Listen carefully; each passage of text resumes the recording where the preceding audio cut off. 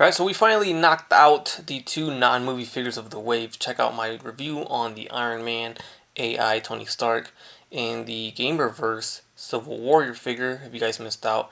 Now we're rolling into some movie figures. Here we have the one and only, the Master of Kung Fu, Shang-Chi. So this is based off the MCU movie, Shang-Chi, The Legend of the Ten Rings. A movie that we have yet to see a trailer or anything shown off yet, but we got toys for it first. So here it is. Here's from the package. You can see he comes with a leg of the Build-A-Figure Mr. Hyde. There's the side art right there, and then on the back side we get the rest of the wave along with the Build-A-Figure built on the left side there. Read up on the back reads, trained since childhood by the mysterious Ten Rings organization, Shang-Chi must confront the past he thought he left behind when he is drawn back into his father's web. So there you have it. Let's go ahead and crack this thing open. So here is movie MCU Shang-Chi out of the box. See here we got the red torso shirt piece, black pants, and looks like he's got some sneakers on. I don't know exactly what shoes they were trying to go for here, but they look kind of like sneakers. The face looks pretty good. The likeness looks pretty cool. And he comes with some extra hands and accessory, and then the Build-A-Figure piece. So the accessory he comes with is this Kung Fu staff. I'm sure some know-it-all or perfectionist is going to let me know what this is called exactly. So, you know, have at it in the comments. But here it is. And then we have the two gripping hands there that can easily hold that staff. And we get a right and left snap your fingers hands. So when he uses the Infinity Stones, you can, I'm just kidding, of course. And then we have some Kung Fu posing grappling hands right there. So here's your good close-up look of the face sculpt. I'm sure they're using the photo real tech here. There's the torso, you can see a lot of texture. Of course, all the movie figures always have brand new sculpts. And it's about the only time they really use these sculpts, to be honest, because I don't think the reusability of these sculpts are high. So this might be the only time we see this. So I'm curious to know how much this cost them just to make a movie figure with a brand new sculpt that they're only going to use once. But anyways, carrying on with the up-close shot. Again, the texture is pretty cool. We have the paint. The line works pretty clean on there. There's the back going down to the pants. There's pins at the elbows, but there is pinless tech at the knees.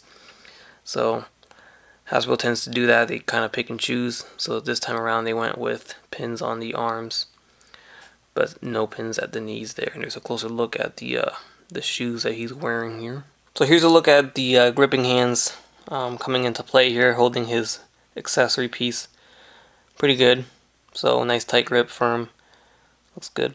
And there's a look at these hands here on the figure. I don't know Kung Fu at all, so I'm not familiar with this hand pose. But there it is. And then the last and final set of hands on the figure. Probably the ones I like the most here.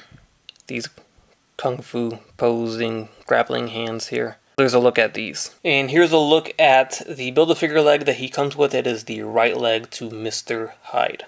So Shang-Chi comes with the double ball peg neck joint there, so it's not a hinge. So he looks up about that high. You'll get a little bit of a gap there. He looks down about that much there. And of course the torso can help him look down some more.